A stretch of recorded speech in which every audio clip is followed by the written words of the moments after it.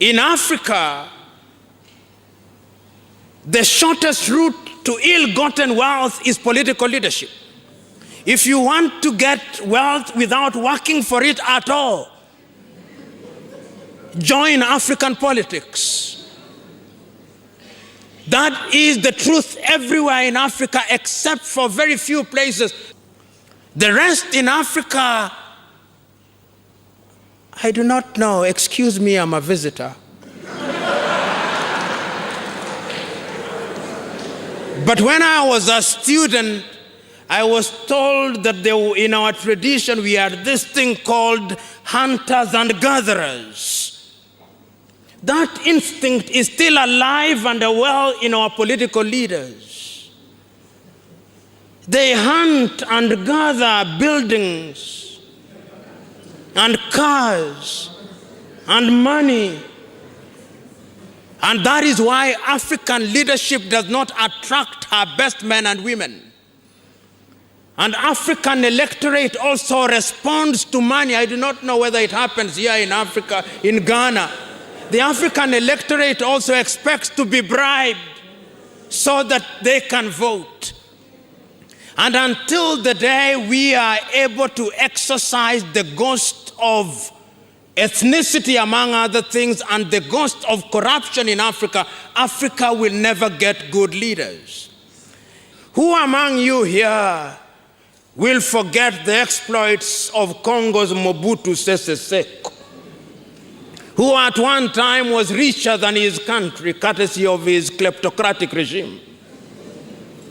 Who among you here will forget the madness of Jean Bedel Bokassa, who crowned himself an emperor? Who among you here can afford the luxury of forgetting such individuals?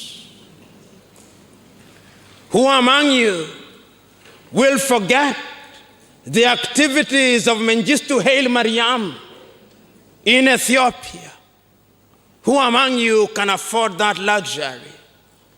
Who among you here can afford to forget the activities of Hissène Habré in Chad? And the list is as long as your arm.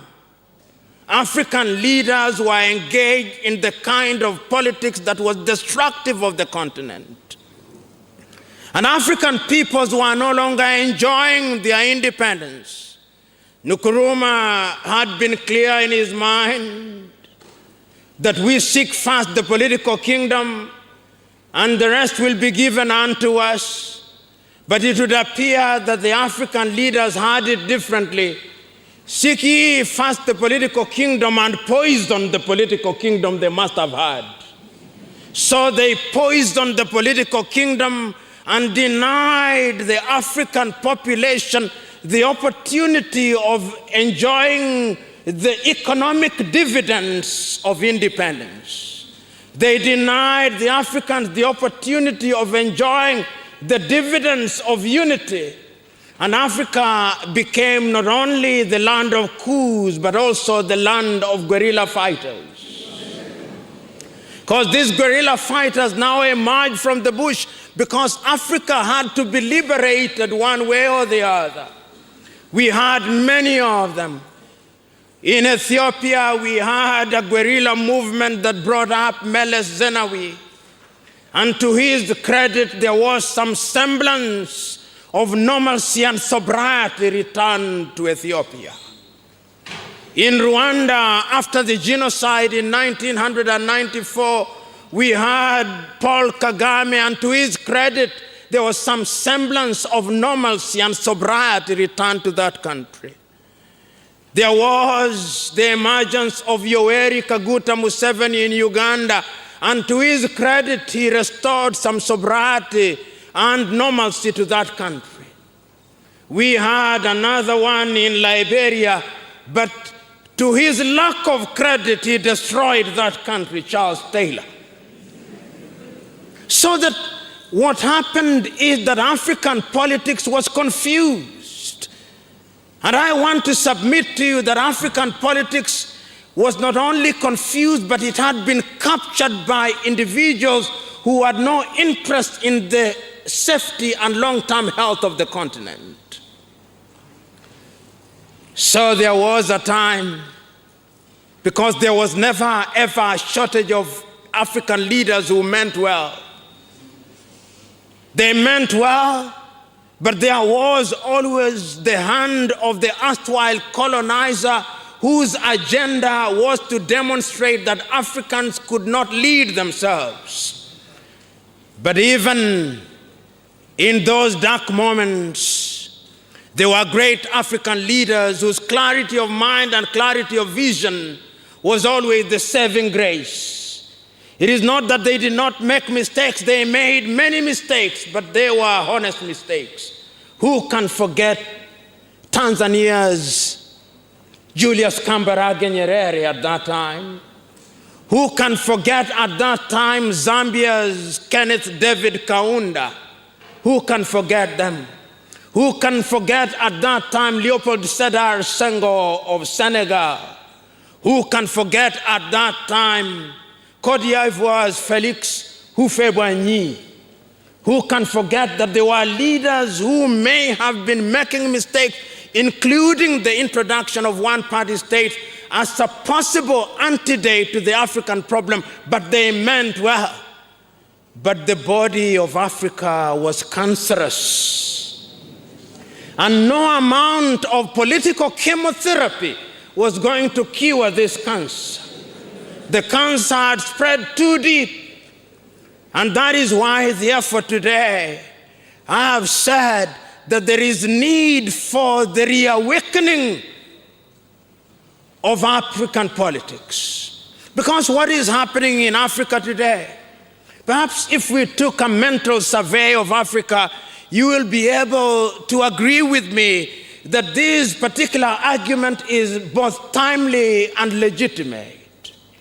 Afford me a little luxury, if only to run across Africa, to identify for ourselves what is wrong with Africa today, and why our politics need to enjoy some newly introduced political hygiene.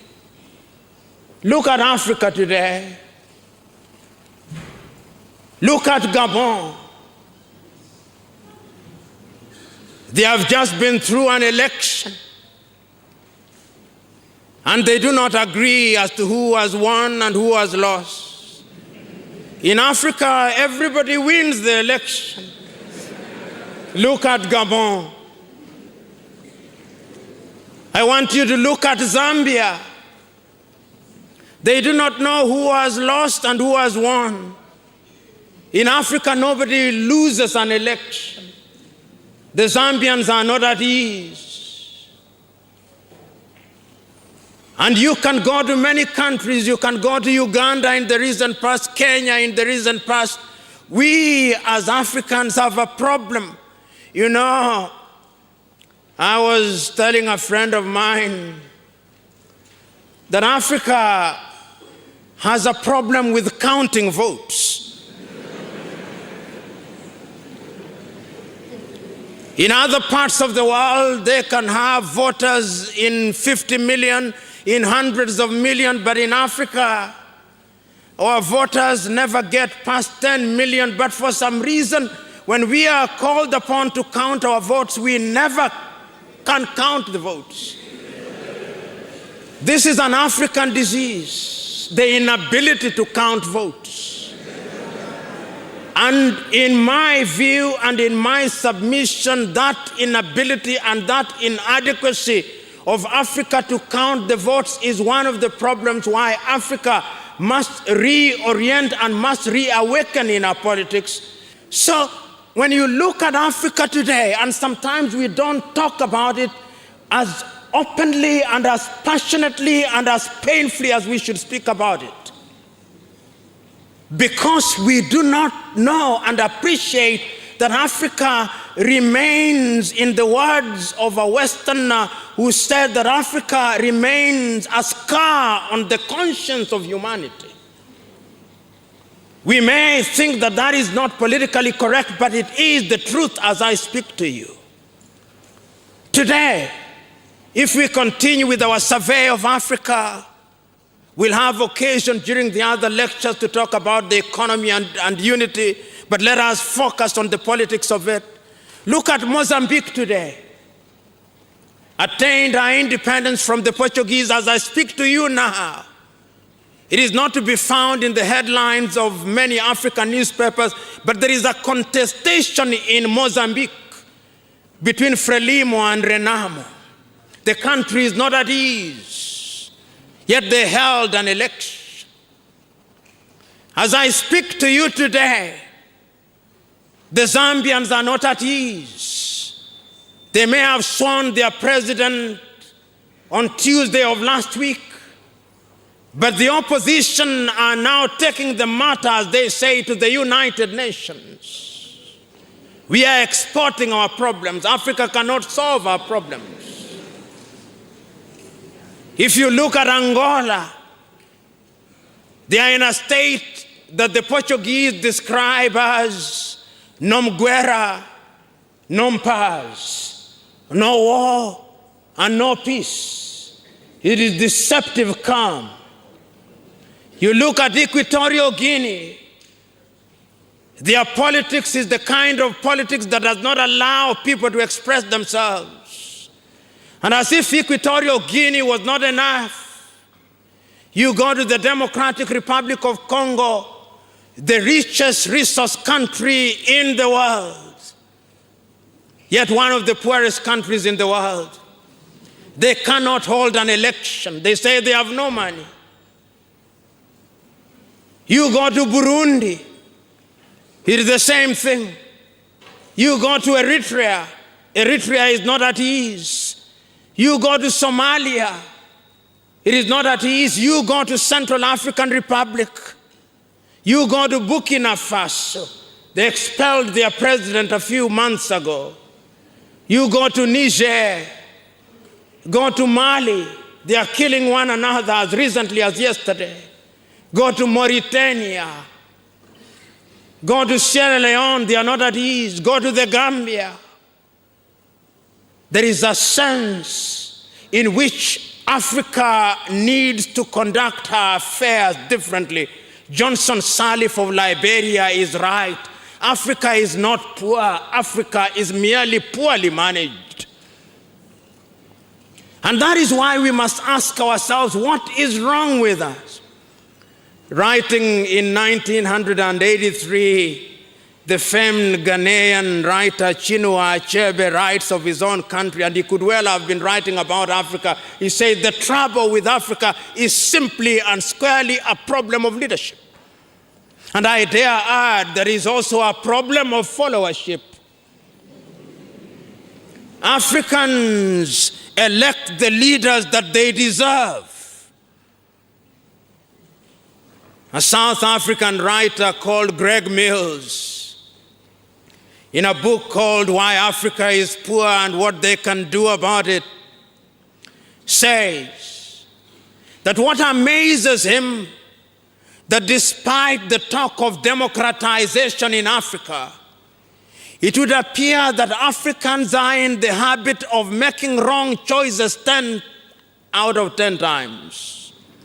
When they are given the vote to vote, they are in the habit of electing thieves. And once they have elected the thieves, they expect the thieves to behave like angels. He says he does not understand the African electorate.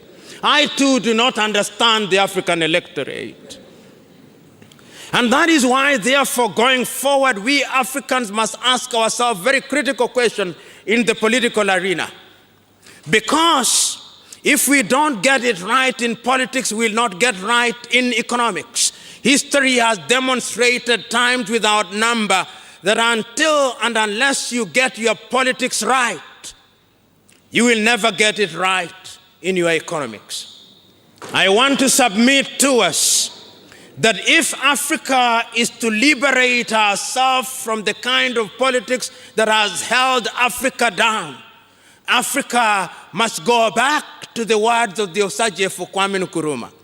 You know, when you look at Africa,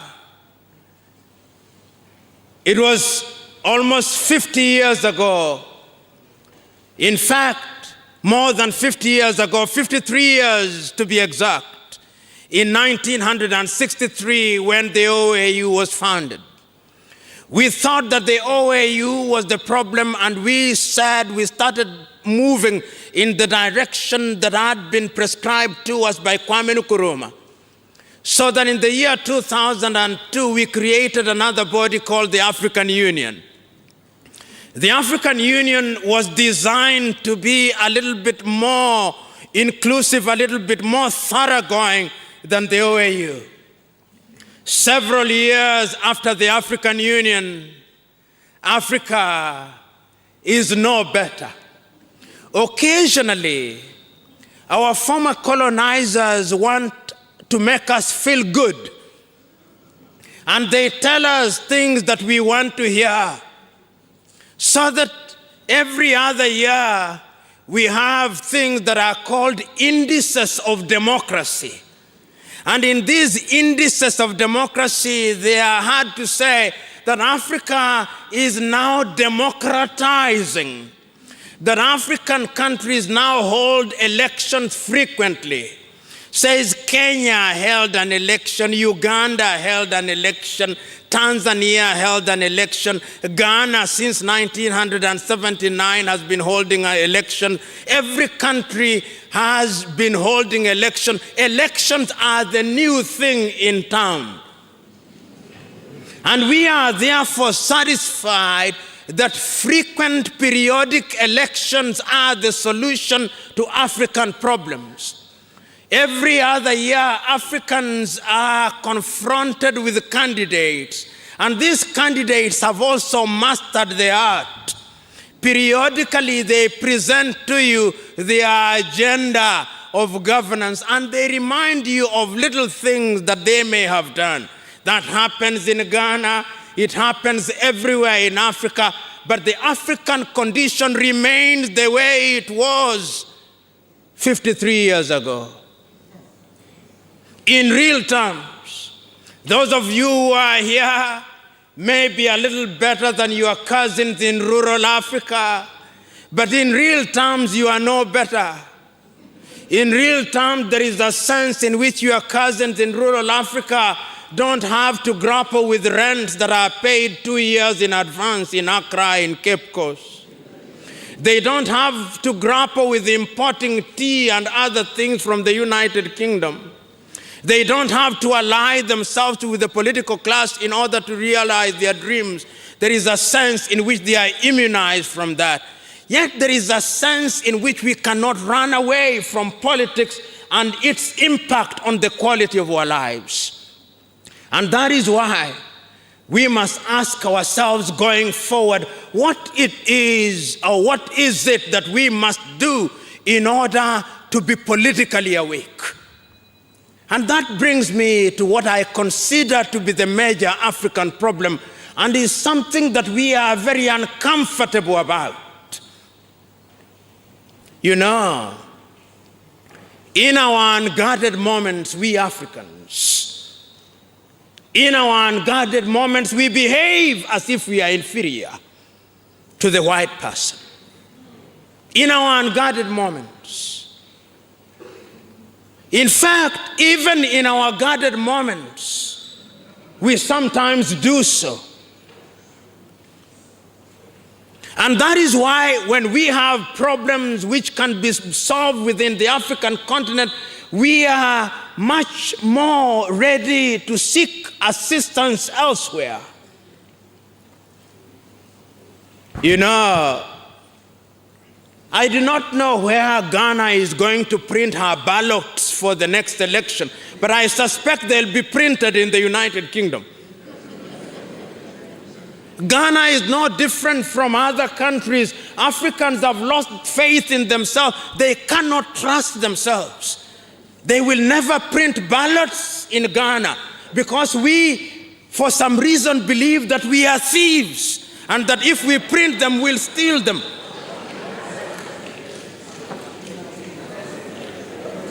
In Zambia recently, they printed their ballots. In Dubai, in Kenya, we printed our ballots.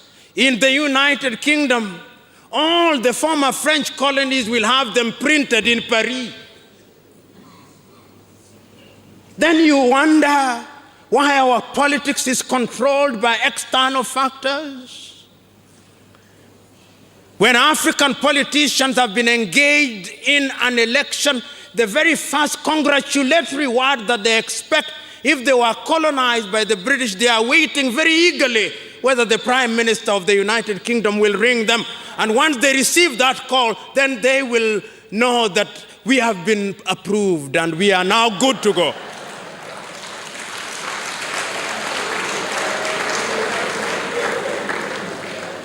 There is need for reawakening in the manner in which we do things. In fact, there is a sense in which if we do not go back to what Kwame said in 1963, the tragedy is that Kwame Nkrumah could see this in 1963. He could see it. And that is why he was saying, let us unite now. Because it is only in unity. I remember in 1963 when he's talking about political unity, he's saying, I am urging all of you who are present here today, let us come out of this hall with a united Africa, with one army, with a one command unit, with one common currency, because it is only then that we are going to immunize ourselves from the shenanigans of our colonizers. Of course, you ended up with your little sovereignties, and today your politics are the subject of manipulation by European powers. If you had accepted Kwame Nkrumah's view, he was clear at that time that you would have one passport. Today, I moved 3 hours to Togo. I have a Togolese passport printed in France, written in French, asking you about immigration and yellow fever certificate.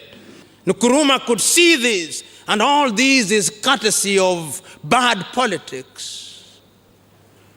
You go between Senegal and Gambia, they are quarreling about the borders and the boundaries.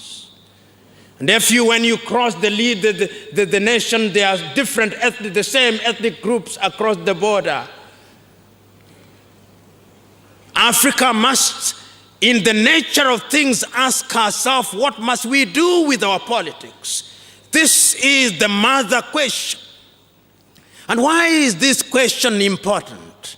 It is important because I can tell you, without being a Jewish prophet nor being related to one, that if we do not do anything about our politics, Africa will go nowhere. Today, there are two types of people who look at Africa. They are the Afro-pessimists and Afro-optimists.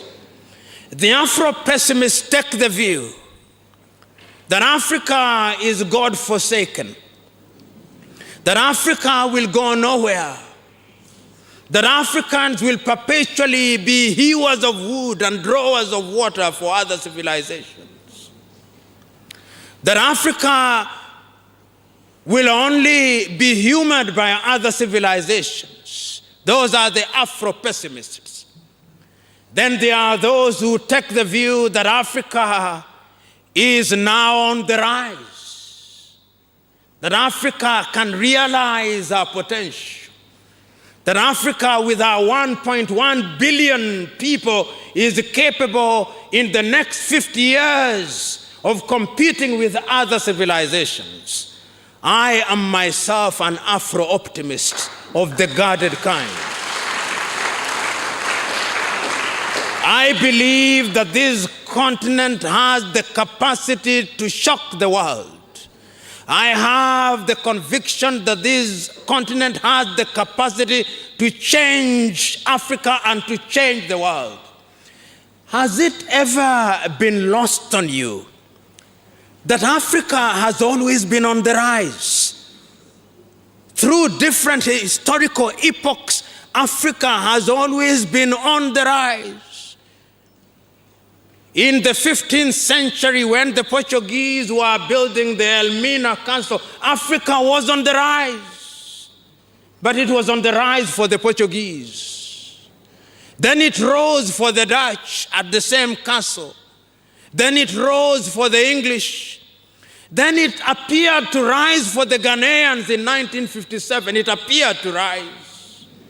Then something held her down, and Ghana could never quite soar. And there was an apparent darkness at noon, but I now know it was never a sunset. I knew it was an eclipse. And because it is an eclipse and there's only the clouds that have kind of shielded it, I know the African sun will rise in her splendor.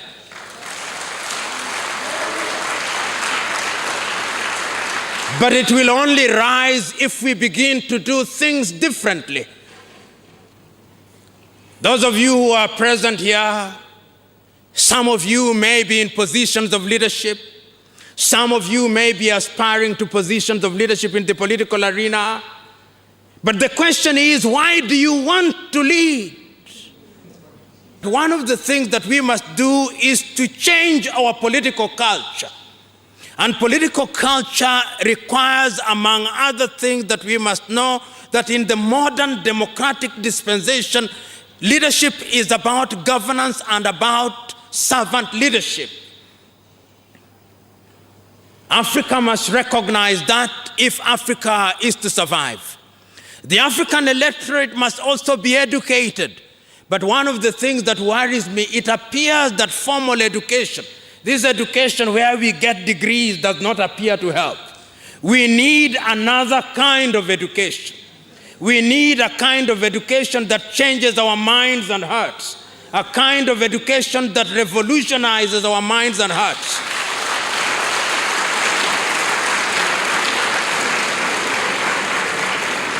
It is only that other kind of education that is going to change us. And that kind of education is the kind of education that I think Kwame Nkrumah was talking about. If you listen to Kwame Nkrumah quite clearly, if you listen to him quite clearly, you Ghanaians and fellow Africans, and I have carefully read Kwame Nkrumah and his numerous speeches, it is amazing that as early as 1960s, he had the wisdom to see that science and technology was at the very heart of human development. And he founded the Kwame Nkrumah University of Science and Technology. Today, I'm told that half of the graduates there graduate in humanities. You lost the script, so that the university is in danger of becoming a university of science and technology simply because it is its name. And I'm submitting to you, my fellow Africans, that until the day we have a political reawakening, Africa will never occupy her rightful place. Today, we have 54 African countries. Today, we have 54 passports. Today, we have slightly under 45 currencies, because CFA franc has reduced the number. All these currencies are soft currencies. The term soft is never used. The only hard currencies that we have are the dollar, the pound sterling, the euro. The yen sometimes is soft, sometimes it is hard, but it's hardening anyway. The yuan is beginning to harden. Not a single African country has any currency that is worth talking about. You leave Ghana with your cedi and pesawa, you go to Senegal, is as good as pepper. I came with my shilling here, it is useless, it can buy me nothing.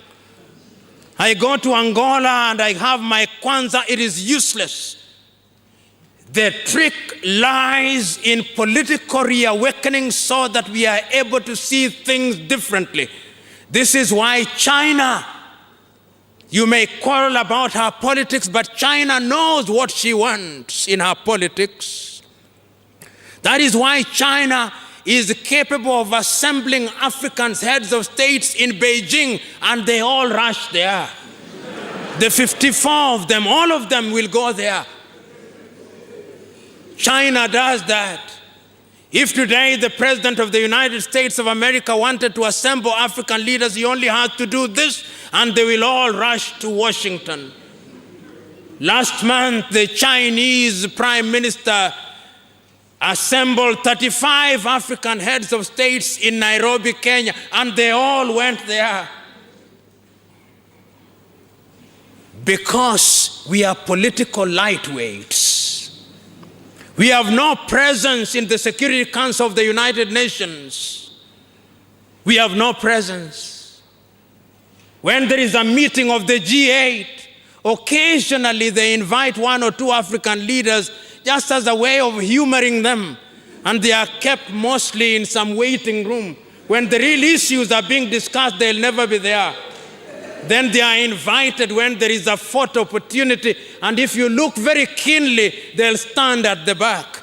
The real leaders stand in front.